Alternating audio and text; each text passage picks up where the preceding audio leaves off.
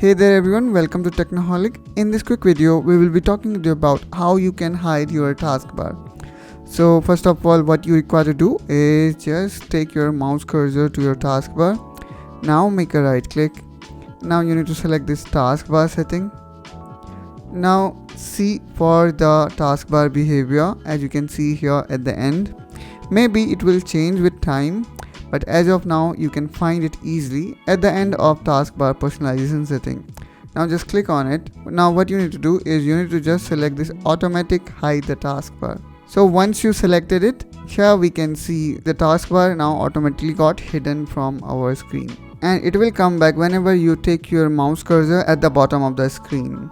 If you want to restore your setting back, then again just go here at the bottom, make a right click, click on taskbar setting, and again in taskbar behavior uncheck this option. So in this way guys, you can restore it back.